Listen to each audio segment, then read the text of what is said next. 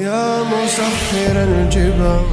ነቢያትና ሩሱሎች የተላኩበት ከሆነ ሰማያትና ምድር የቆሙበት ሰውና ጂኒ ለዚህ ዓላማ የተፈጠሩበት ከሆነ እንዴት ስለ ላ ኢላሃ ኢላላህ መማር አይገባንም? ያስፈልገናል። ልናውቅ ልናድስ ዕውቀታችንን በየጊዜው ልናዳብር ግድ ነው። በርግጥም በየህዝቡ ሁላ መልእክተኞችን ልከናል ይላል ጌታ አላህ። በየዘመናቱ በየስፍራው ለህዝቦች ሁሉ መልእክተኞችን ልከናል። እነዚህን መልእክተኞች ስንልካቸው ምን የሚል ትእዛዝ ነው የሰጠናቸው? አን ይዕቡዱላህ አላህን በብቸኝነት ተገዙ፣ ወጅተኒቡ ጣዖት ከሱ ውጭ ያለ አምልኮ በጠቅላላ ጣዖት ነውና ጣዖታትን ከመገዛት ራቁ በማለት ያስተምሩ ዘንዳ መልእክተኞቻችንን ልከናቸዋል ይላል። ዒባደቱላህ ዐዘ ወጀል አላህን በብቸኝነት መገዛትና ወጅቲናቡ ጣዋጊት ጣዖታትን በጠቅላላ ጣዖት መሆናቸውን አምኖ ተቀብሎ ጣዖታትን ከመገዛት መራቅ لا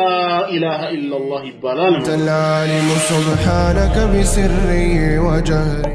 ሰዎች ወንጀላቸው እንኳን በስቶባቸው አላህ በእሳት ልቅጣችሁ ቢላቸው በእሳት ቢቀጡ በጀሃነም እሳት ውስጥ ላለመዘውተር ትልቁ ዋስትና ላ ኢላሃ ኢላላህ ተውሂድ በልቡ ላይ ያለ ሰው የላ ኢላሃ ኢላላህ እምነት ቀልቡ ላይ ያረፈ ሰው ምንም ወንጀሉ የቱንም ያህል የከፋ ሆኖ አላህ በእሳት ቢቀጣው እንኳ አይዘወትርም። በላ ኢላሃ ኢላላህ ሰበብ ከእሳት መውጣቱ በፍጹም አይቀርም። ይህን በተመለከተ ቡኻሪና ሙስሊም የዘገቡት አንድ ሐዲስ አለ። ከአነስ ኢብኑ ማሊክ ረዲየላሁ ዐንሁ እንደተላለፈው ረሱል ሰለላሁ ዐለይሂ ወሰለም ምንድነው ያሉት? يخرج من النار كجهنم እሳት ይወጣል من قال لا إله إلا الله لا إله إلا الله ያለ ሰው ከጀሃነም እሳት ይወጣል። وفي قلبه وزن شعيرة من خير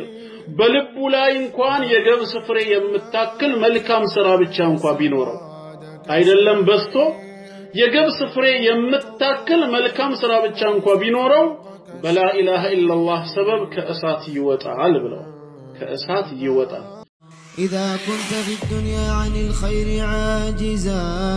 فما أنت في يوم القيامة صانع.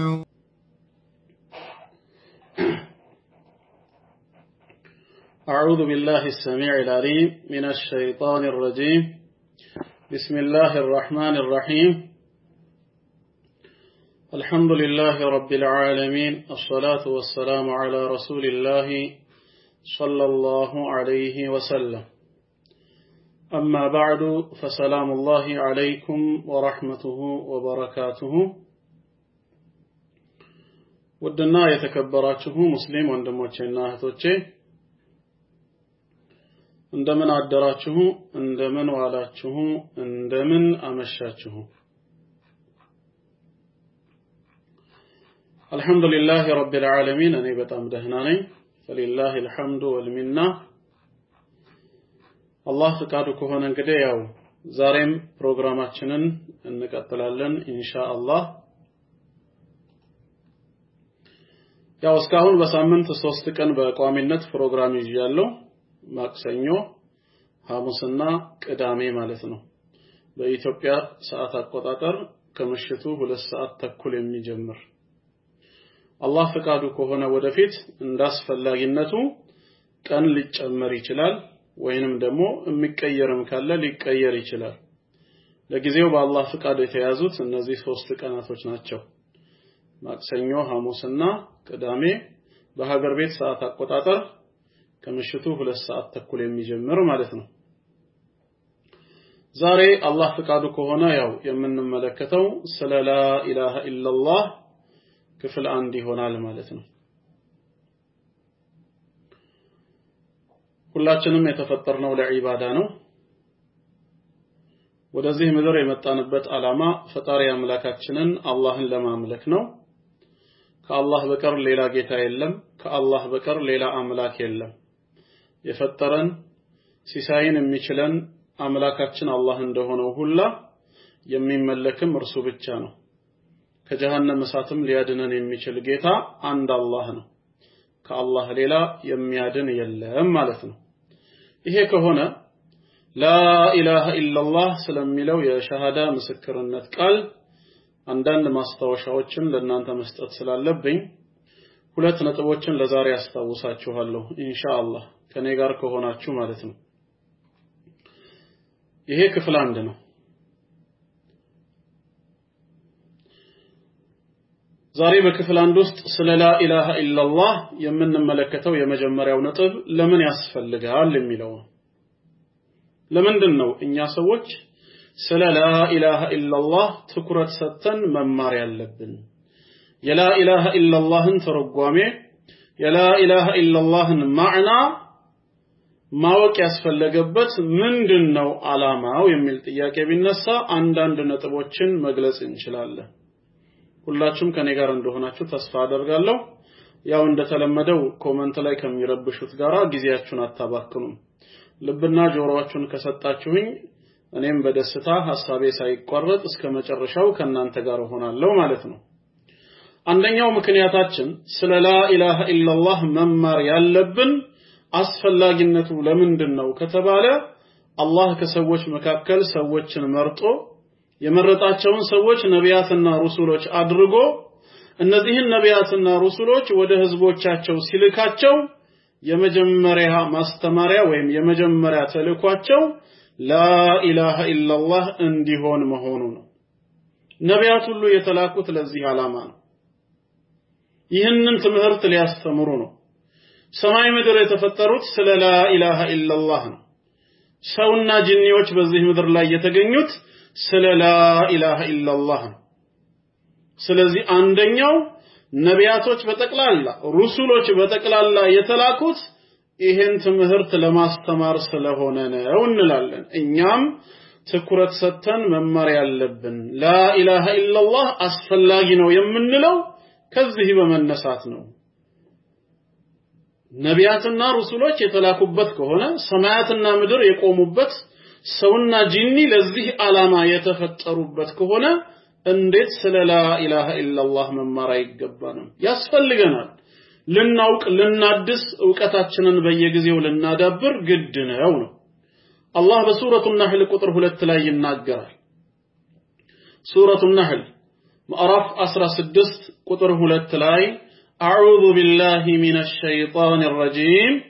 ينزل الملائكة بالروح من أمره على من يشاء من عباده الله مالت ينزل الملائكة بالروح من أمره بفقادنا بتزازو سرسيهون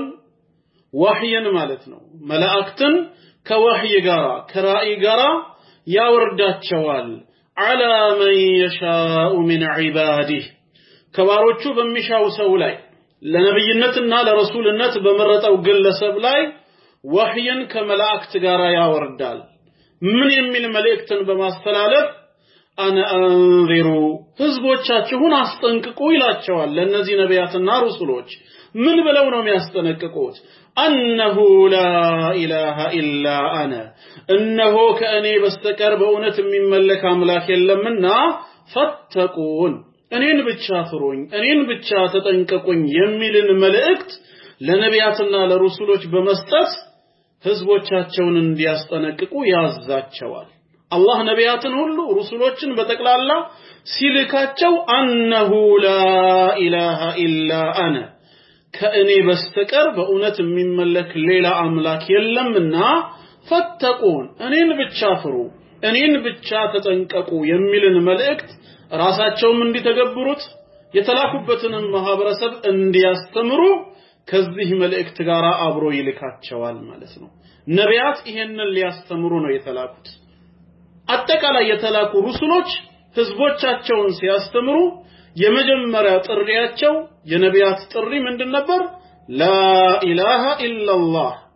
ከአላህ በስተቀር በእውነት የሚመለክ አምላክ የለም የሚለውን እንዲያስተምሩ ነው። በተጨማሪም ሱረቱ ነህል ምዕራፍ 16 ቁጥር 36 ላይ ወለቀድ በዐትና ፊ ኩሊ ኡመቲ ረሱላ በርግጥም በየህዝቡ ሁላ መልእክተኞችን ልከናል ይላል ጌታ አላህ። በየዘመናቱ በየስፍራው ለህዝቦች ሁሉ መልእክተኞችን ልከናል እነዚህን መልእክተኞች ስንልካቸው ምን የሚል ትእዛዝ ነው የሰጠናቸው አን ይዕቡዱላህ አላህን በብቸኝነት ተገዙ ወጅተኒቡ ጣዖት ከሱጭ ያለ አምልኮ በጠቅላላ ጣዖት ነውና ጣዖታትን ከመገዛት ራቁ በማለት ያስተምሩ ዘንዳ መልእክተኞቻችንን ልከናቸዋል ይላል ዒባደቱላህ ዐዘ ወጀል አላህን በብቸኝነት መገዛትና ወጅቲናቡ ጣዋጊት ጣዖታትን በጠቅላላ ጣዖት መሆናቸውን አምኖ ተቀብሎ ጣዖታትን ከመገዛት መራቅ ላ ኢላሃ ኢላላህ ይባላል ማለት ነው ይህንን ትምህርት ያስተምሩ ዘንዳ ሩሱሎች ነቢያቶች ሁሉ ተልከዋል ይሄን ትምህርት ላያስተምር ይሄን ትምህርት ራሱ ላይ ተገብር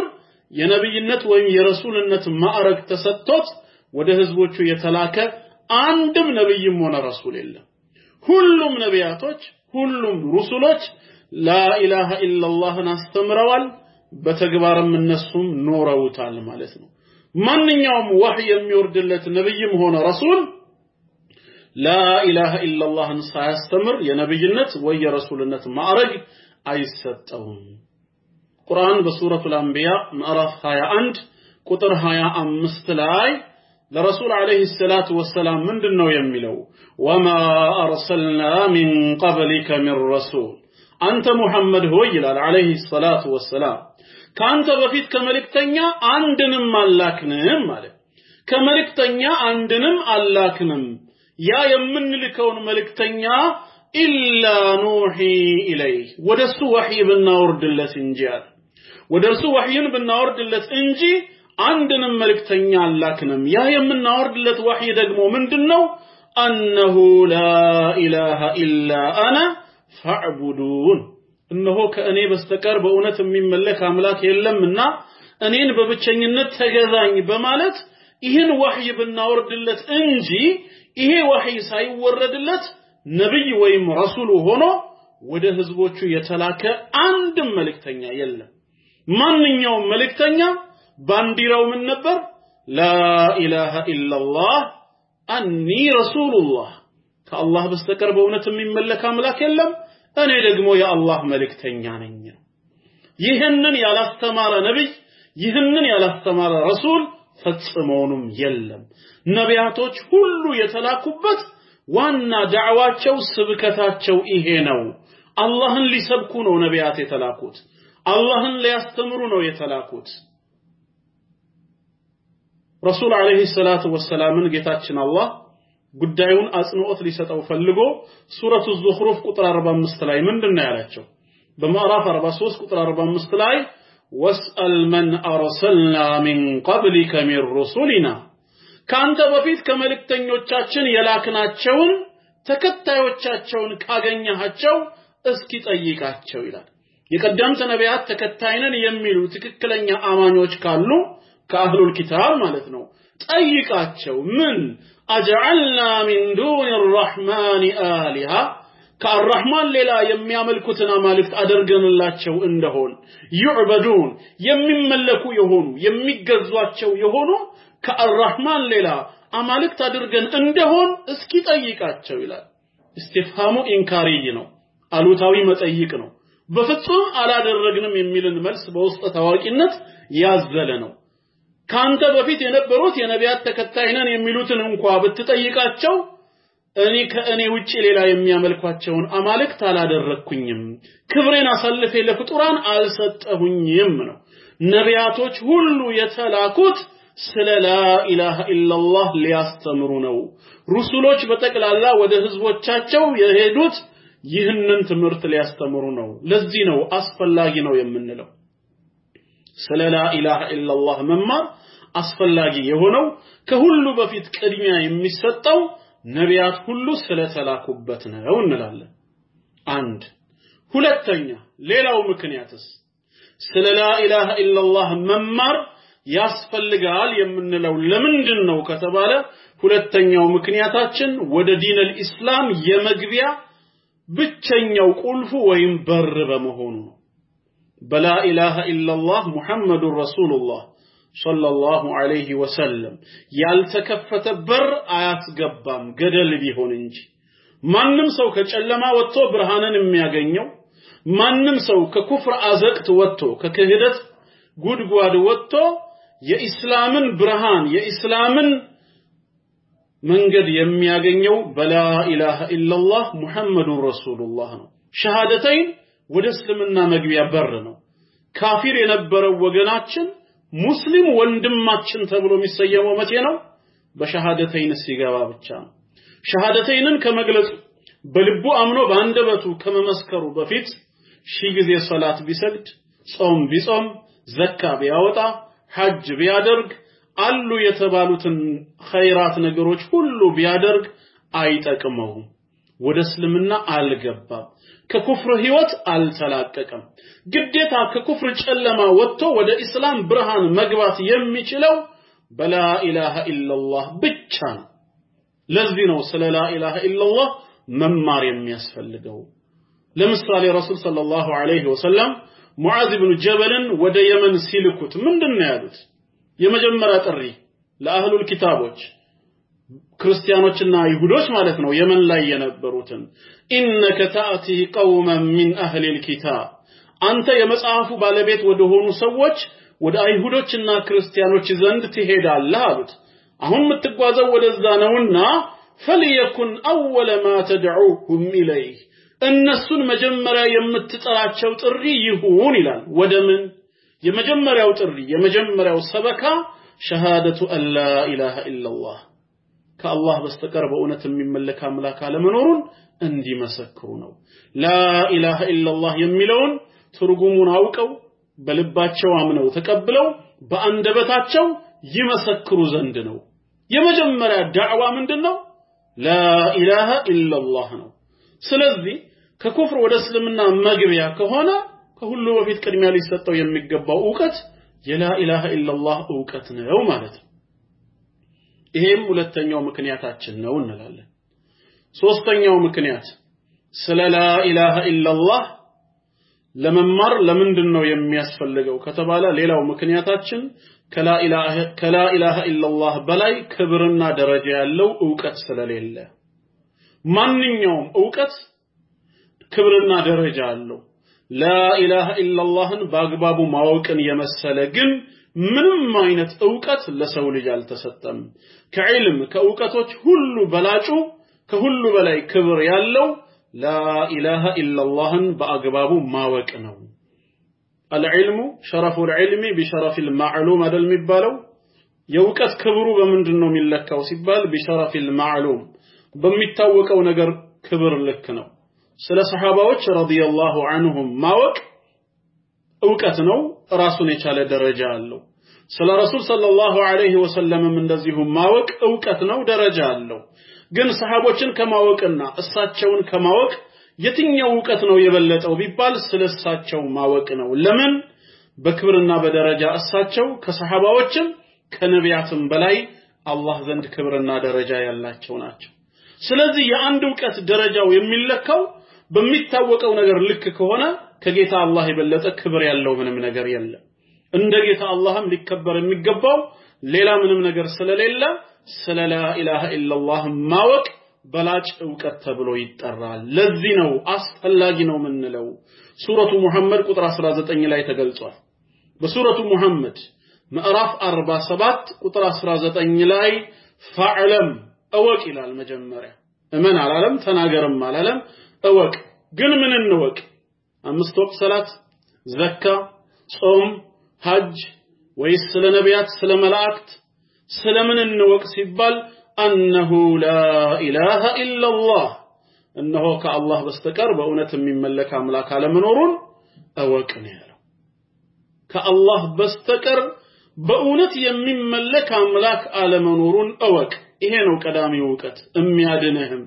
كذي وهلا صونهن هاتيات لي بالتركم واستغفر لذنبك سلسهتتهم مهرة اللمن إلى جيتهني كرتاتيكو كالله بكرجن በፍጹም ሌላ ነገር ቅድሚያ ሊሰጠው አይገባም ላ ኢላሃ ኢላላህ ከሁሉ በፊት ቀዳሚ ነው ልናውቀው ልንማረው ይገባል ማለት ነው አራተኛ ስለ ላ ኢላሃ ኢላላህ መማር ለምን ያስፈልጋል ከተባል ምላሻችን ምንድነው በአኺራም ጀነት የመግቢያ ሰበብ ስለሆነ ነው ከጀሃነም እሳት የምንተርፈው ጀነትንም የምናገኘው በላ ኢላሃ ኢላላህ እምነት ውስጥ ያለ ሰው ብቻ ነው ላ ኢላሃ ኢላላህ ከጀሃነም እሳት አትራፊ ነች ይህንን በተመለከተ ጀነት የመግቢያ ሰበብ ለመሆኑ ብዙ ማስረጃዎች አሉ አቡ ዳውድ በሱነናቸው ኢማሙ አህመድ በሙስነዳቸው እንደዘገቡት ከሙዓዝ ኢብኑ ጀበል ረዲየላሁ ዐንሁ እንደተላለፈው قال رسول الله صلى الله عليه وسلم رسول صلى الله عليه وسلم منالو من كان آخر كلامه የመጨረሻ ንግግሩ የሆነ ሰው لا إله إلا الله ሲሞት ማለት ነው እቺን ዱንያ ሲሰናበታት خاتمው لا إله إلا الله የሆነ ሰው دخل الجنة جنة ገባ ይገባል ሳይሆን already ገባ ብለዋል اللهم حسن ختامنا الله خاتمتنا يا بجو اللهم اجعل آخر كلامنا من الدنيا شهادة أن لا إله إلا الله وأن محمدا رسول الله اللهم وفقنا الشهادة عند الموت يمجرشا نغغرو لا إله إلا الله يهونه سو جنة ገባ توفيق ነው ዝም ብሎ በድንገት የሚመጣ አይደለም አላህ ሲወፍቅ ነው መጨረሻ ንግግራችን ላ ኢላሃ ኢላላህ እንዲሆን ዛሬም ላ ኢላሃ ኢላላህን በተግባር ልንኖረው ይገባናል ዛሬም ላ ኢላሃ ኢላላህን እንደ ዚክር ልናበዛው ይገባናል ዛሬም ላ ኢላሃ ኢላላህን ለሰዎች ማስተማርና መመስከር ይገባናል እኛ ከኖርነው እንደ ዚክር ከዘከርነው ለሰዎችም ከሰበክንና ካስተላለፍነው ኻቲማችንን አላህ በተውፊቁ ይወፍቀናል ማለት ነው ሰው መጨረሻ ላይ የሚጣራው መጀመሪያም ላይ የለመደው ነው አንደበቱ ላይ ያዘወተረው ነውና ማለት ነው ሌላው አምስተኛው ላ ኢላሃ ኢላላህ ስለሱ መማር ያስፈልገው ለምንድነው ከተባለ በኸይር ስራ ሚዛን ላይ እጅግ በጣም ታላቅ በመሆኑ ነው ላ ኢላሃ ኢላላህን ሊመዝን የሚችል ምንም ኸይር ስራ የለም ከላ ኢላሃ ኢላላህ በላጭ ሆነ ምንም መልካም ስራ የለም በሚዛን እጅግ በጣም ታላቅ መሆኑ ስለ ላ ኢላሃ ኢላላህ እንድንማር ያስገድደናል ነው የምንለው ይህን በተመለከተ አብዱላህ ኢብኑ ዐምር ኢብኑ አልዓስ ረዲየላሁ ዐንሁማ ሲናገሩ ምንድነው የሚሉት قال رسول الله صلى الله عليه وسلم رسولاتنا عليه الصلاه والسلام እንዲህ ይላሉ إن الله يستخلص رجلا من أمتي على رؤوس الخلائق يوم القيامة ነገ የቂያም ቀን ፍጥረታት ሁሉ በዛች አርዱል መህሸር በመሰብሰቢያ ሜዳ ላይ በተሰበሰቡ ጊዜ ከባሪያዎቹ መካከል ወይም ከኔ ኡመቶች መካከል አንድን ባሪያ ለይቶ ያወጣዋል አንድን ባሪያ ለይቶ ያወጣዋል ከመካከል ከዛ በኋላ فينشر عليه 99 سجلا 99 የሥራ መዝገቦቹ ይዘረጋለታል 99 የሥራ መዝገብ ኃጢያት የሰራበት ነው እንደውም የተባለው 99 የሥራ መዝገቦቹ ይዘረጋለታል ኃጢያቱ የተጻፈበት የተዘገበበት ኩሉ ሲጅልን مثل مد البصر እያንዳንዱ መዝገብ አይን ማየት የሚችለውን ያክል የራቀ ነው አይን ማየት የሚችለውን ያክል ትልቅ ነው እንዲህ አይነት ሆኖ 99 መዝገቦች ወንጀሎቹ የተጻፈበት ማለት ነው ከዛ ይህ ይዘረጋለትና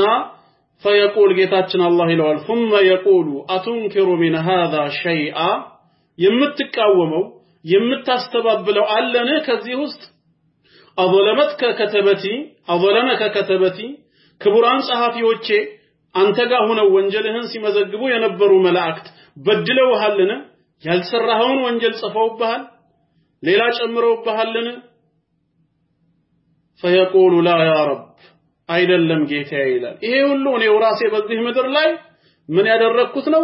የቀጠፍኩት ነው የሰራሁት ነው ስለዚህ ምንም የተበደልኩት ነገር የለም ይላል አፈለከ ዑዝር እንግዲያውስ ዑዝር አለ ይላል አላህ መታቀርበው ምክንያት አለ ይሄን ሁሉ ወንጀል የሰራህበትና ዛሬ ሳትቀጣ ነፃ የምትወጣበት ምን ዑዝር አለ ሲለው فقال لا يا رب ምንም ዑዝር የለኝም ምንም ምክንያት የለኝም ይላል فيقول الله تعالى ጌታችን አላህ ከዛ ምን ይለዋል በላ አይደለም ኢነ ለከ ዒንደና ሐሰና እኛ ዘንድ አንድ ሐሰና ወይም አንድ መልካም ስራ አለች ይለዋል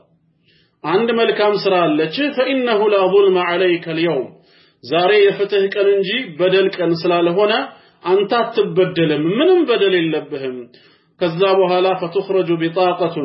ያቺ ቁራጭ ወረቀት ትወጣለች በግራ በኩል 99 አይን ማየት የሚችለው የተዘረጋ መዝገብ አለ ወንጀል የተጻፈበት በቀኝ በኩል ደግሞ አንዲት ብጣሽ ወረቀት ትወጣለች فيها أشهد أن لا إله إلا الله وأشهد أن محمدا عبده ورسوله لا إله إلا الله محمد رسول الله بلو يمسكربات شهادتين ورقة وتوتالتالج فيقول كذا مبالال احضر وزنك ناقربنا ميزانهن تملكت وطيتو يبالال فيقول يا ربي ጌታዬ ሆይ ይላል ما هذه البطاقة مع هذه السجلات እቺ ብጣሽ ወረቀት ከነዚህ 99 ትላልቅ መዝገቦች ጋር ምንድነች ብዬ ነው ውጤቱን ለማየት ምትጠጋው ይላል فقال فإنك لا تظلم ዛሬ አንተ አትበደልም ተብለሃል ሐቅህን ነው የምታገኘው ውጤትህን እይ فتوضع السجلات في كفة 99 ኃጢያት የሰራባቸው መዝገቦች በአንደኛው የሚዛን ክንፍ ላይ ይቀመጣሉ والبطاقة في كفة لا إله إلا الله محمد رسول الله ያለባት ደግሞ በሌላኛው የሚዛን ክንፍ ስትቀመጥ فطاشت السجلات وثقلت البطاقة 99 ወንጀል የተዘገበባቸው መዝገቦች ወደ ላይ ሲወጡ لا إله إلا الله ሚዛን ትደፋና ወደ ታች ትሆናለች فلا يثقل مع اسم الله شيء ከአላህ ስም ጋር አንዳችም ነገር ሚዛን ሊያነሳ ሊከብድ አይችልም በአላህ ረህመት ሰውየው የጀነት ይሆናል ማለት ነው ሐዲሱ ሰሂህ ነው አንዳንድ ዑለማዎች ኻስ ነው በዚህ ሰው ብቻ ይላሉ ለዚህ ሰው ክብር ብቻ የተደረገ ነው ይላሉ ሌሎቹም አይደለም ይላሉ ለሁሉም ነው አላ ኩሊ ሐል ምንድነው የምንማረው لا إله إلا الله من يهل بميزان ታላቅ እንደሆነ ነው لا إله إلا الله በሚዛን ታላቅ ነው ሁሌም በተውሂድ ላይ ኑሮ በተውሂድ ላይ መሞት በላ ኢላሃ ኢላላህ እምነት መቆየት ጀነት መግባት ትልቅ አስተዋጽኦ ስላለው ነው ስድስተኛ ሰባተኛ ነው ስድስተኛ ሌላው ስድስተኛ ደግሞ ሰዎች ወንጀላቸው እንኳን በስቶባቸው አላህ በእሳት ልቅጣችሁ ቢላቸው በእሳት ቢቀጡ በጀሃነም እሳት ውስጥ ላለመዘውተር ትልቁ ዋስትና لا إله إلا الله توحيد በልቡ ላይ ያለ ሰው የላ ኢላሃ ኢላላህ እምነት ቀልቡ ላይ ያረፈ ሰው ምንም ወንጀሉ የትኑም ያህል የከፋ ሆኖ አላህ በእሳት ቢቀጣው እንኳ አይዘወትርም በላ ኢላሃ ኢላላህ ሰበብ ከእሳት መውጣቱ በፍጹም አይቀርም ይህን በተመለከተ ቡኻሪና ሙስሊም የዘገቡት አንድ ሐዲስ አለ ከአነስ ኢብኑ ማሊክ ረዲየላሁ ዐንሁ እንደተላለፈው ረሱል ሰለላሁ ዐለይሂ ወሰለም ምንድነው ያሉት يخرج من النار كجهنم እሳት ይወጣል አሉ من قال لا اله الا الله لا اله الا الله ያለ ሰው ከጀሃነም እሳት ይወጣል وفي قلبه وزن شعيرة من خير በልቡ ላይ እንኳን የገብስ ፍሬ የምታክል መልካም ስራ ብቻ እንኳን ቢኖረው አይደለም በስቶ የገብስ ፍሬ የምታክል መልካም ስራ ብቻ እንኳን ቢኖረው በላ ኢላሃ ኢላላህ ሰበብ ከእሳት ይወጣል ብለው ከእሳት ይወጣል ስለዚህ ላ ኢላሃ ኢላላህ ሰዎችን ሁሉ ምን ያደርጋል እኩል ያደርጋል ማለት ነው ሰዎችን ሁሉ እኩል የሚያደርግ ነው ሌላው ይሄ ከእሳት ያተርፋል ነው ስድስተኛ ላ ኢላሃ ኢላላህ በሰዎች መካከል እኩልነትን ያመጣል አህሉል ኪታቦችን ጥሯቸው ሲለን አላህ በሱረቱ አሊ ኢምራን ቁጥር 64 ላይ ሱረቱ አሊ ኢምራን ምዕራፍ 3 ቁጥር 64 ላይ ቁል ያ አህለል ኪታቢ እናንተ የመጽሐፉ ሰዎች ሆይ በላቸው አይሁዶችና ክርስቲያኖች ሆይ ተዓለው ኢላ ከሊመቲን ሰዋኢን በይነና ወበይነኩም በእኛና በእናንተ መካከል እኩል ያደርገን ወደሚችል የእኩልነት ቃል ኑ በላቸው ይላል ይሄ ነው የእኩልነት ቃል ሌላ ነገር የለም እኛም እናንተም በጌታችን አላህ ፊት እኩል ሆነን የምንታየው ወደዚህ የእኩልነት ቃል ሲመጡ ነው ምንድነው እሱም ከተባለ አላህ ነዕቡደ ኢላላህ ሁላችንም አላህን እንጂ ሌላ አላህን እንገዛ አላህን በብቸኝነት መገዛት ولا نشرك به شيئا በሱ አምልኮም ላይ እንደዚሁ አንዳችም ነገር ላናጋራበት ነው ነብይን በማምለክ መላእክን በማምለክ ሰውን በማምለክ ጂኒን በማምለክ በአላህ አምልኮ ላይ አንዳችም ነገር ላናጋራ ነው ولا يتخذ بعضنا بعضا اربابا من دون الله ከፊላችንም ከፊሉን ከአላህ ሌላ ጌታና አምላክ አድርጎ ላይዝ ነው በላቸው ከመሐከላችን ወሰን በማለፍ የሃይማኖት ሊቃውንቶችን ሌሎችንም ጌታና አምላክ አድርገን ላንይዛቸው ነው እኩል ያደርገን የሚችለው ይሄ ብቻ ነው ወደዚህ ጥሪ ኑ በላቸው فإن تولوا ይህን ጥሪ አቅርባችሁ ከነሱ በኩል የእምቢተኝነትን ምላሽ ብትሰሙ ቢሸሹ አለ ጀርባ ቢሰጡ እምቢ ቢሉ فقولوا اشهدوا بأننا مسلمون በሉ እንግዲያውስ እኛ ለአላህ እጅ የሰጠን የታዘዝን ሙስሊሞች መሆናችንን መስክሩ በሏቸው ግዳጃችንን ተወጥተናል መልእክታችንን አድርሰናል ማለት ነው ሁላችንም አላህ ዘንድ እኩል የምንሆነው በላ ኢላሃ ኢላላህ ነው ዒባደቱላህ ዐዘ ወጀል አላህን በብቸኝነት ማምለክ ነው ስለዚህም ስለ ላ ኢላሃ ኢላላህ መማር የሚያስፈልገው ለዚህ ነው ቢያንስ 6 ምክንያቶችን አሁን አይተናል ማለት ነው ለምንድነው ስለ ላ ኢላሃ ኢላላህ የምንማረው ካሉን ስለ ላ ኢላሃ ኢላላህ የምንማረው ነቢያት ሁሉ የተላኩበት ስለሆነ ነው ላ ኢላሃ ኢላላህ ማለት ሰዎች ከኩፍር ጨለማ ወጥተው የኢስላምን ብርሃን የሚያገኙበት ወደ እስልምና መግቢያ በር በመሆኑ ነው ስለ ላ ኢላሃ ኢላላህ የምንማረው ከዕውቀት ሁሉ በላጭ ነው ከሱ በፊት ቅድሚያ የሚሰጠው ዕውቀት ስለሌለ ነው አሁንም ስለ ላ ኢላሃ ኢላላህ የምንማረው ብቸኛው የጀነት መግቢያ ሰበብ በመሆኑ ነው በድጋሚ ለአምስተኛ ጊዜ ስለ ላ ኢላሃ ኢላላህ መማር የሚያስፈልገው ከመልካም ስራዎች ሁሉ በላጭ ሆኖ በሚዛን ላይ ታላቁን ስፍራ የሚይዘው ላ ኢላሃ ኢላላህ በመሆኑ ነው ስድስተኛ ደግሞ በጀሃነም እሳትም ላለመዘውተር እጅግ በጣም ወሳኝ ነው hatta ወንጀላችን ከፍቶ ጀሃነም እሳት ውስጥ እንኳን ብንገባ በላ ኢላሃ ኢላላህ ሰበብ መውጣታችን አይቀርም ሰባተኛ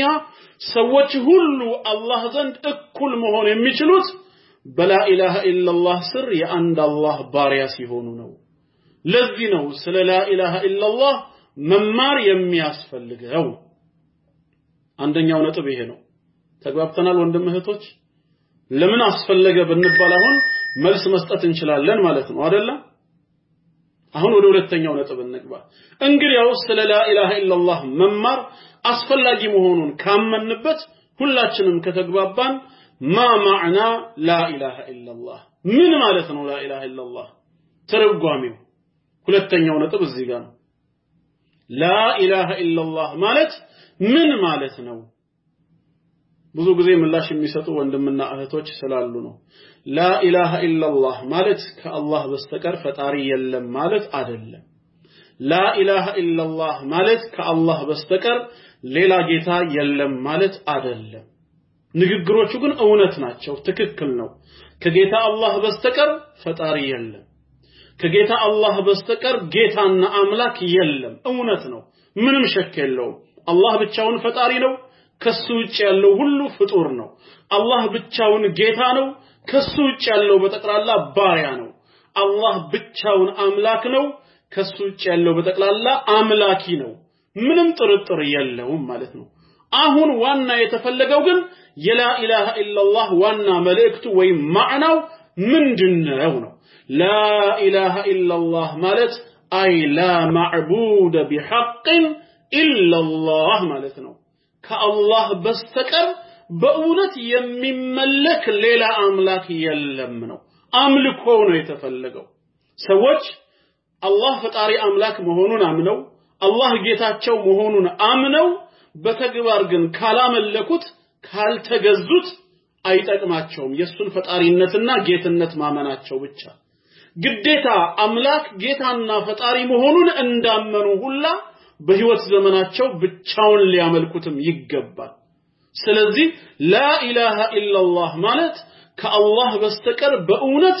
የሚመለክ ሌላ አምላክ የለም በሐሰት የሚመለክ ሞልቷል በእውነት ግን አምልኮ የሚገባው ሆኖ ከአላህ በስተቀር ሌላ የሚመለክ የለም ማለት ነው ላ የሚለው ቃል ትርጉሙ ምን ማለት ነው የለም ማለት ነው ላ ማለት ይቃወማል ነፊ ያደርጋል ውድቅ ማድረግ ወይም ማግለል ማለት ነው ምንድነው የሌለው ብለን ስንጠይቅ ላ ካልን በኋላ ኢላሃ ኢላህ አምልኮ የሚገባው የለም ማለት ነው አላህ አምልኮ ስለሚገባው ነው ኢላህ የተባለው የሚመለክ ጌታ ስለሆነ ነው ሱረቱ ዙኽሩፍ ቁጥር 84 ላይ ተናግሯልና በማዕራፍ 43 ቁጥር 84 ላይ ስለ ጌታ አላህ ሲናገር وهو الذي في السماء إله وفي الأرض إله الله بسمايم من ملك أملاك نو بمدرم من ملك أملاك نو في السماء إله بسمايم أملاك نو يملكان ملائكة الله ليجزلوا وفي الأرض إله እንደዚሁም ደግሞ በመድርም አምላክ ነው ከሰዎችና ከጂኒዎች የሆኑ አማኝ ባሪያዎች አላህን ያመልኩታል ይገዙታልና ስለዚህ ላ ሲል የለም ብሎ ያፈርሳል ይቃወማል ምን የለም ኢላሃ አምልኮ የሚገባው አይ አልማዕቡድ ማለት ነው ኢላህ ማለት አይ አልማዕቡድ አምልኮ የሚገባው የለም ከማን በስተቀር ኢላላህ ይላል ከአላህ በስተቀር አምልኮ የሚገባው የለም አሁን በእውነት የምትለው ቃል ለምንድን ነው ታዲያ ውስጥ የገባቸው ላ ኢላሃ ኢላላህ ማለት ከአላህ በስተቀር አምልኮ የሚገባው የለም ማለት ከሆነ በእውነት የሚመለክ ብለን ስንናገር በእውነት የምትለው ለምን ገባች ሲባል ለአላህ የሚቀርበው አምልኮ እውነተኛ ነው ከሱ ውጪ ያለው ሁሉ የሐሰት ነው የሐሰት አምልኮን ከእውነተኛው አምልኮ ለመለየት ነው ይህንንም እኛው የፈጠርነው እኛው ያስገኘነው ሳይሆን ጌታ አላህ ራሱ በቃሉ የነገረን ነው ለርሱ የሚቀርበው አምልኮ እውነተኛ አምልኮ ነው ይለናል የቱጋ ሱረቱል ሐጅ ቁጥር 62 ላይ እንዲሁም ሱረቱ ሉቅማን ቁጥር 30 ላይ በሱረቱል ሐጅ ምዕራፍ 22 ቁጥር 62 ذلك بأن الله هو الحق لنا ይህም አላህ እርሱ እውነት በመሆኑ ነው وأن ما يدعون من دونه هو الباطل ከርሱ ውጪ የሚጠሩትና የሚገዟቸው ነገራት በተቀላላ ሐሰትና ፍጹም ውሸት በመሆናቸው ነው አለ ከጌታ አላህ ውጪ የሚቀርቡ አምልኮቶች ሁሉ ሐሰት ናቸው ውሸት ናቸው ለአላህ የሚቀርበው አምልኮ ብቻ ነው እውነት ሱረቱ ሉቅማን ቁጥር 30 ላይ እንደዚሁ ذلك بأن الله هو الحق لا وأن ما يدعون من دونه الباطل ከአላህ ውጪ የሚመለኩ ነገራት ጣዖቶች ሁሉ ውሸት ናቸው ይላል لا إله إلا الله ማለት أي لا معبود بحق إلا الله ከአላህ በስተቀር በእውነት የሚመለክ አምላክ የለም ማለት ነው ይሄ የኛ የግል ተረጓሜ ወይም አንዳንዶች እንደሚሉት ወሃቢያዊ አስተሳሰብ ሳይሆን እስላማዊ አስተሳሰብ ነው ኢማም ኢብኑ ጀሪር አልጠበሪ ተፍሲራቸው ላይ ጃሚዑል በያን የሚለው ተፍሲራቸው ሱረቱል አንዓም ቁጥር 106 ላይ ያለውን በዚህ መልኩ ይፈስሩታል ላ ኢላሃ ኢላላህ አይ ላ ማዕቡድ ቢሐቅ ኢላላህ የሚለው ማለት ነው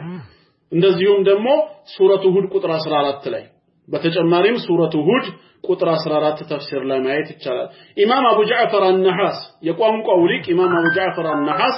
ኢዕራቡል ቁርአን በሚለው የተፍሲር ኪታባቸው ላይ ደግሞ ሱረቱ ጡር ቁጥር 43 በሱረቱ ጡር ቁጥር 43 ላይ ያለውን ላ ኢላሃ ኢላላህን በዚህ መልኩ ነው የሚፈስሩት እንዲሁም አቡል ሙዘፈር አስ-ሰምዓኒ الامام السمعاني رحمه الله በተፍሲራቸው ላይ ተፍሲር አስ-ሰምዓኒ ላይ ሱረቱ ጣሃ ቁጥር 14 ሱረቱ ጣሃ ቁጥር 14 ላይ ያለውንም በዚህ መልኩ ነው የሚፈስሩት إنني أنا الله لا إله إلا أنا የሚለው አይ ላ ማዕቡድ بحق إلا هو ከአላህ በስተቀር አምልኮ የሚገባው የለም እንደዚሁም ተፍሲሩል ጀላለይን ላይ አንደኛው ሙፈሲር የሆኑት ጀላሉዲን አስዩጢ ረሂመሁላህ ተፍሲሩል ጀላለይን አያተል ኩርሲ ሱረቱል በቀራ ቁጥር 255 አያተል ኩርሲ ላይ አላሁ ላ ኢላሃ ኢላ ሁ የሚለውን በዚሁ መልኩ ነው የሚፈስሩት ስለዚህ ላ ኢላሃ ኢላላህ አይ ላ ማዕቡድ ቢሐቅ ኢላላህ ከአላህ በስተቀር በእውነት የሚመለክ አምላክ የለም ማለት ነው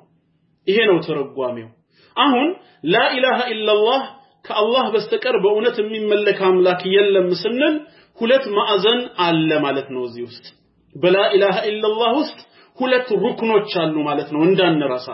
لا إله يميلونا إلا الله يميلو ሁለት ማዕዘናት አሉ لا إله አምልኮ የሚገባው የለም እንልና ኢላላህ ከአላህ በስተቀር ብለን ከተናገር لا إله إلا الله ውስጥ ሁለት ማዕዘናት ሁለት ሩክኖች አሉ እነዚህ ሁለት ሩክን በአረበኛው ምን ይባላሉ ነፍይና ኢስባት ይባላሉ ነፍይ ማለት ማግለል ማለት ነው ውድቅ ማድረግ ማራቅና ማግለል ኢስባት ማለት ደግሞ በተቃራኒው ማጽደቅ ዕውቅና መስጠት ማለት ነው ምንድነው መናገለው ለምንድነው ዕውቅና የምንሰጠው ከተባለ ውድቅ የምናደርገውና የምናገለው ከአላህ ውጪ ያለን አምልኮ በተቀላላ ከጌታ አላህ ውጪ ለመላእክት ለነቢያት ለጻድቃን ለሰማዕታት ለሙታን ለጉኡዛን ፍጥረቶች እንዲሁም ለጂኒዎች የሚቀርብ ማንኛውንም አይነት አምልኮ ውድቅ እናደርጋለን በእንደዚህ አይነት አምልኮ እንክዳለን እንርቃለን እምናጸድቀው ደግሞ ማንኛውንም አይነት ዒባዳ ለአንድ አላህ ብቻ በማድረግ ይሆናል ላ ኢላሃ ኢላላህ ስንል ሁለት ነገሮችን መስክረናል ሁለት ቃል ኪዳን ገብተናል ማለት ነው አንደኛ አላህን እንጂ ሌላ አላህ እንገዛ ሁልጊዜም በህይወት ዘመናችን አላህን ብቻ አምልከን ልንገኝ ሁለተኛው ደግሞ ከአላህ ውጭ ባለ ማንኛውም አምልኮ ልንክድ ማለት ነው ጣዖት መሆኑን አምነን ከአላህ ውጪ ባለ አምልኮ መካድም ግድ ነው በአላህ ጌትነት አመንኩኝ ማለት ትርጉሙ ከአላህ ውጪ ያለው በተቀላላ ባሪያ እንጂ ጌታ እንዳልሆነ መሰከርኩኝ ማለት ነው አላህን በህይወት ዘመኔ ብቻውን እገዛዋለሁ ማለት ከአላህ ውጪ ለማንም አምልኮን አላቀርብም በሌላው አምልኮ ክጃለሁ ማለት ነው ኢዘን ላ ኢላሃ ኢላላህ ነፍዩን ወኢስባት ላ ኢላሃ ኢላላህ ውድቅ ማድረግና ማግለልን ማጽደቅና ዕውቅና መስጠትን ያቀፈ ነው ከአላህ ውጪ ያሉ አምልኮቶችን በተቀላላ ውድቅ ያደርጋል ለመላእክት አምልኮ ዕውቅና አይሰጥም ለነቢያት አምልኮ ዕውቅና አይሰጥም ለጻድቃን አምልኮ ዕውቅና አይሰጥም ለሙታን የሚቀርብ አምልኮ ዕውቅና አይሰጥም ለጉኡዛንና ለጂን ፍጥረታት በተቀላላ አምልኮአቸውን ዕውቅና አይሰጥም ለጌታ አላህ የሚቀርበውን አምልኮ ግን ዕውቅና ይሰጣል ነፍዩን ወኢስባት ውድቅ ማድረግ አለ ማስደቅ አለ ላ ኢላሃ ስንል ማንኛውንም አምልኮ ከአላህ ውጭ ላለ አካል አይገባውም ብለን ተቃውመናል ውድቅ አድርገናል ኢላላህ ስንል ደግሞ ለጌታ አላህ ብቻ ብለን ስንናገር ለሱ አጽድቀናል እና በላ ኢላሃ ኢላላህ ውስጥ ሁለት ሩክኖች ወይም ሁለት ማዕዘናት አሉ ማለት ነው ነፍዩን ወኢስባት አለበዛ አንድ ሰው አላህንም ካመለከ ከአላህ ውጪ ያሉትንም አካላት ካመለከ ከተገዛ ምን ሆነ ማለት ነው ሰውየው ሙሽሪክ ሆነ አሻረከ ማለት ነው ምክንያቱም እዚህ ጋር በቀኝ በኩል ይመጣና ጌታ አላህን ይገዛል ወጣ ሲል በግራ በኩል ሄዶ ደግሞ ጠንቋይ የሚገዛ ከሆነ ይሄ ሰው አምልኮን ምን ያያረገ ነው ለአላህም ለጠንቋይም እየሰጠ ነው ሼር ያደረገ ነው አጋራ ማለት ነው እዚህ ጋር ለአላህ ይሰግዳል ወጣ ሲል ደግሞ ለፍጡር ይሰግዳል ሙሽሪክ ሆኖ አላህንም ለአላህ የሰገደውን ስግደት ለፍጡርም እየሰገደ ነው አላህን ብቻ የምትገዛ ከሆነ በስግደትህ አላህን ብቻ ከሆነ የምታመልከው ይህ ለአላህ ያቀረብከውን ስግደትና አምልኮ ከአላህ ውጪ ላለ አካል ማቅረብ የለብህም ከአላህ ውጪ በሚመለኩና በሚሰገድላቸው ነገሮች ሁሉ መካድ ራሱ አለብህ ነው ምክንያቱም መጀመሪያ ስትጀምር ላ ኢላሃ ብለሃል ላ ኢላሃ ካልክ አምልኮ የሚገባው የለም ብለሃል እኮ በቃ ስለዚህ አታምልክ ማንኛውም አካል አምልኮ አይገባው የምትል ከሆነ ለምን ተመለሰ ታመልከዋለህ ኢላላህ ብለ ደግሞ አላህ በስተቀር ስትል አላህን ማምለክ አለብህ ወይንም ደግሞ ሌላኛው ሁለተኛው ሰውዬ ደግሞ አላህንም አይገዛም ከአላህ ውጪ ያለ ፍጡርንም አይገዛም ማንንም አያመልክም ይሄ ደግሞ ምን ይባላል ሙልሂድ ካፊር ይባላል ያኛው ሙሽሪክ ነው በአላህ አምልኮ ላይ አጋራ ይሄኛው ደግሞ ካፊር ነው ከሃዲ ነው አላህንም አላመለከም ፍጡራንንም አልተገዛም በቃ ዝም ብሎ ራሱን ነው ችሎ የሚኖረው ከሃዲ ተብሎ ይጠራል በአላህ አምልኮ በመካዱ ስለዚህ አሁን በዚህ መሃል ሙስሊም የሚባለው የትኛው ነው አላህን በብቸኝነት የተገዛ ከአላህ ውጭ ባለ አምልኮ ደግሞ የካደ ሁለቱን ያሟላ ነው ላ ኢላሃ ኢላላህ ነፍዩን ወኢስባት የሚባለው ይሄ ነው ለዚህ ነው በቅዱስ ቁርአን ውስጥ ብዙ ጊዜ ሁለቱ ነገሮች አንድ ላይ ተያይዘው የሚመጡት በአላህ ለማመን በጣዖት መካድ ግድ ነው በአላህ ማመን ማለት አላህን ብቻ መገዛት ሳይሆን ከሱ ውጭ ያለ አምልኮ ሁሉ ጣዖት መሆኑን በማመን በጣዖት አምልኮ ክጃለሁ ማለት አለበት ይህንን በተመለከተ ሁለቱ ሩክኖች በቁርአን ውስጥ በጣም ብዙ ቦታ ላይ ተገልጸዋል ለምሳሌ ሱረቱል በቀራ ቁጥር 256 በሱረቱል በቀራ ምዕራፍ 2 ቁጥር 256 ላይ ላ ኢክራሃ ፊዲን በሃይማኖት ማስገደድ የለም ይላል ጌታ አላህ ሙስሊም ያልሆነ ሰው የሌላ እምነት ተከታይ የሆነ ሰው ያለ ፈቃዱ በግዳጅ ተገዶ ወደ እስልምና ሃይማኖት እንዲመጣ ማስገደድ የለም ለምን قد تبين الرشد من الغي ቀጥተኛው መንገድ ከጠማማው መንገድ በርግጥም ተገልጿል ከፀሐይ በላይ ደምቋል እውነት ከሐሰት ተለይታ በርታለችና ማንንም ማስገደድ አይቻልም ታዳ فمن يكفر بالطاغوت ይላል በጣዖታት የሚክድ ሰውና ወዩእሚን ቢላህ በአላህ የሚያምን አለ ሁለቱን ነው አንድ ላይ ያመጣው በጣዖት የሚክድና በአላህ የሚያምን فقد استمسك بالعروة الوثقى ጠንካራይቷን ዘለበት ጀነት ድረስ የምታደርሰውን ገመድ በርግጥም ጨብጧል ሰውየው ይዟል ይህቺ ዘለበት ወይም ገመድ ለንፊሳመ ለሃ ምንም አይነት መበጠስ የላትም ነው ምንም አይነት መበጠስ የላትም والله سميع عليم الله የባሮቹን ንግግር ሰሚ ነው ሁኔታቸውን ሁሉ አዋቂ ነውና ይላል ስለዚህ በአላህ ከማመን ጎን ለጎን ምን አለ ኩፍሩን ቢጣጉት በጣዖታት መካድ ጣጉት ማለት ግዴታ እንጨት ብቻ ማለት አይደለም ጣጉት ማለት ከድንጋይ ተቀርጾ የሚመለክ ማለት ብቻም አይደለም ኩሉ ማ ዑቢደ ሚን ዱንላህ ከአላህ ውጪ የተመለከ ነገር በጠቅላላ የጣዖት አምልኮ ይባላል ከአላህ ውጪ ከተመለከ ያ የሚመለከው አካል ፈቅዶና ወዶ ካልሆነ ጣዖት ብለን አንሰይመው አምላኪዎቹ ግን ተግባራቸው ምንድነው ሲባል ጣዖት አምልኮ ነው ይባላል ምክንያቱም ጡግያን ድንበር መጣስ ማለት ነው ድንበር መጣስ ወሰን ማለት ነው ስለዚህ በአላህ ለማመን በጣዖት መካደም ግድ ነው በአላህ ጌትነት አምነናል ከሱ ውጭ የሚቀርብ አምልኮ ሁሉ የጣዖት አምልኮ መሆኑን አውቀን በጣዖት አምልኮ ክደናል ነፍዩን ወኢስባት ይባላል ሁለተኛው ማረጋገጫ አለን አሁንም ለዚህ ማለት ነው ሱረቱል አዕራፍ ቁጥር 65 እና 70 በሱረቱል አዕራፍ ምዕራፍ 7 ቁጥር 65 እና 70 ምን ይላል ቁጥር 65 ላይ ሁድ አለይሂ ሰላም ወደ ወገኖቹ ተልኮ ሲያስተምራቸው ወኢላ ዓዲን ወደ ዓድ ህዝቦችም አኻሁም ሁዳ ወንድማቸውን ሁድን ላክነው ይላል ሁድ ወንድማቸውን የዘር ወንድማማችነት እኹወቱን ነሰብ ማለት ነው ዲን ነው እንዳንለው እነሱ ካፊሮች ናቸው እሱ ሙስሊም ነው የዘር ወንድማቸውን ከነሱ ወገን የሆነውን ሁድን ላክነው ቃለ ምን አላቸው ያ ቀውም ይዕቡዱላህ ተመልከቱ እዚህ ጋር ወንድም እህቶች አስተውሉ ሁድ ምንድነው ያላቸው ያ ቀውም ይዕቡዱላህ ህዝቦቼ ሆይ አላህን ተገዙ አላህን አምልኩ ማለኩም ሚን ኢላሂን ገይሩ ከሱ ውጭ ለእናንተ የምታመልኩት የሆነ ሌላ አምላክ የላችሁም ብቻውን አምላክ የሆነ አላህ ነውና እሱን ብቻ ተገዙት አላቸው አፈላ ተተቁም ጌታችሁን አትፈሩም ጌታችሁን አትጠነቀቁም እንዴ አላቸው አሁን ቁጥር 70 ላይ የነሱ መልስ ምንድን ነበር ነው ጥያቄው ተመልከቱ እሱ አላህን ብቻ እንዲያመልኩ ነበር ጥሪ ያደረገላቸው እነሱ ግን ምን አሉት ቁጥር 70 ላይ قالوا አሉት اجئتنا لنعبد الله وحده አንድ አላህን ብቻ እንድናመልክ አንድ አላህን ብቻ እንድንገዛ ነው እንዴ ይሄን ጥሪ ይዘህ የመጣኸው ወነዘረ ما كان يعبد آباؤنا እዚህ ጋር ነው ሚስጥሩ አባቶቻችን ሲያመልኳቸው የነበሩ የሐሰት አማልክቶችን እንድንተዋቸው አላህን ብቻ እንድንገዛው መጣህ እንዴ አሉ እኔ መጠይቀው መቼ ነው አባቶቻችሁ የሚያመልኩትን አማልክት ተው ያላቸው ሁድ ያላቸው አላህን በብቸኝነት ተገዙ ላ ኢላሃ ኢላላህ በሉ ነው እነሱ ደግሞ ምን አሉት ከንግግሩ እንደተረዱት አጂተና ሊናዕቡደላህ ወህዳ አንድ አላህን ብቻ እንድንገዛ ወነዘረ ما كان يعبد آباؤنا አባቶቻችን ሲያመልኳቸው የነበሩትን ደግሞ እንድንተው አላህን ከመገዛት ጎን ለጎን አባቶቻቸው ሲያመልኩት የነበረውን የሐሰት አማልክትን ጭምር ራሱ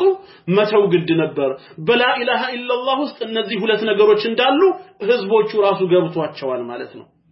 ኑ አላህን ተገዙ ብቻ አልነበረም ጥሪው መጀመሪያ ያላችሁበትንም የክህደት እምነት ልቀቁት ነው ካዱ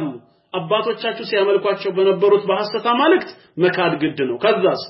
አላህን ደግሞ በብቸኝነት ማምለክ ላ ኢላሃ ኢላላህ ነፍዩን ወኢስባት እዚህ ጋር ውድቅ ያደርጋል አባቶቻቸው ሲያመልኩት የነበረውን እዚህ ጋር ደግሞ ለአላህ ያጸድቃል ማለት ነው ሁለቱን እንደሚይዝ ራሱ ከዚህ መረዳት እንችላለን ማለት ነው ሶስተኛ ሱረቱ ዙመር ቁጥር 17ን ማየት እንችላለን ሱረቱ ዙመር ምዕራፍ 39 ቁጥር 17 ላይ አላህ ስለ ባሮቹ ሲናገር ምን ይላል ወለዚነ اجتنبوا الطاغوت ان يعبدوها እነዚያ ጣዖታትን ከመገዛት የራቁ አለ አንደኛ ጣዖታትን ከመገዛት የራቁና ወአናቡ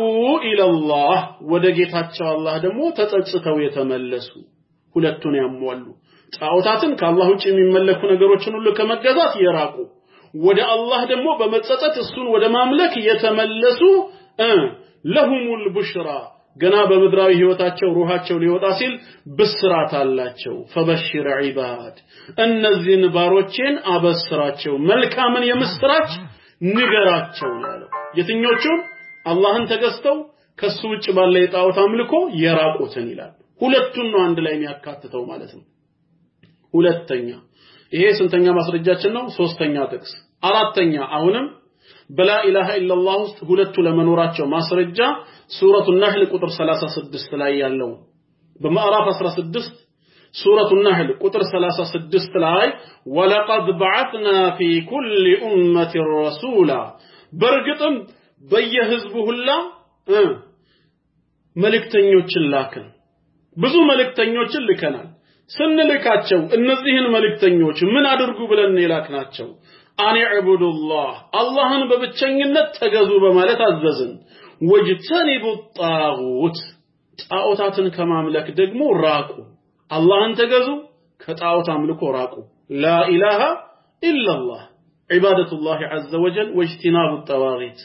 አላህን በብቸኝነት ማምለክ ከሱ ውጭ ያለ አምልኮ በጠቅላላ ጣዖት መሆኑን በማወቅ ከጣዖት አምልኮ መራቅ ይሄን ነው ጌታ አላህ ከኛ የሚፈልገው ሱረቱ ኒሳ ቁጥር 36 ላይ በቀጥታ ያዘዘን ይሄን ነው ወዕቡዱላህ አለ አላህን ተገዙ አለ ቀጠለና ደግሞ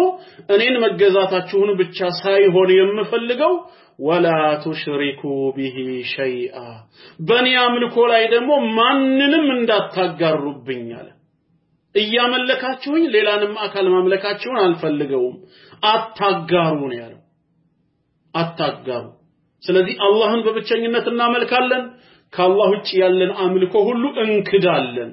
አመና ቢላሂ ወከፈርና ቢማ ይዕበዱ ሚን ዱኒሂ ማለት ነው ላ ኢላሃ ኢላላህ ማለት አመና ቢላህ በአላህ ጌትነት አመንን ወከፈርና ቢማ ይዕበዱ ሚን ዱኒሂ ከሱ ውጭ በሚመለኩ ነገራቶች ሁሉ ክደናል በኢሳ አምልኮ ክደናል አናመልከው በመላእክት አምልኮ ክደናል አናመልካቸውም በሙታን አምልኮ ክደናል ሙታንን አናመልከም በጌታ አላህ አምልኮ ግን አምነናል በህይወት ዘመናችን እሱን ብቻ እናመልከዋለን እናም ላ ኢላሃ ኢላላህ ትርጉሙ ምንድነው አሁን ለማጠቃለል ያህል አይ ላ ማዕቡደ ቢሐቅ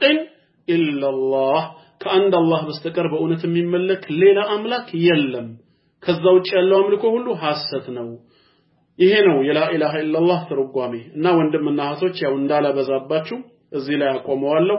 ዛሬ ክፍል 1 ስለ ላ ኢላሃ ኢላላህ ሁለት ነጥቦችን አይተናል አንደኛው ነጥብ አስፈላጊነቱ ለምንድነው ሰዎች ስለ ላ ኢላሃ ኢላላህ መማር ለምንድነው ቅድሚያ ሊሰጡት የሚገባው ለምን ያስፈልጋል ለሚለው 7 ነጥቦችን አውስቼላችኋለሁ ሁለተኛ ደግሞ መማርስ ካለብን ምን ማለት ነው ላ ኢላሃ ኢላላህ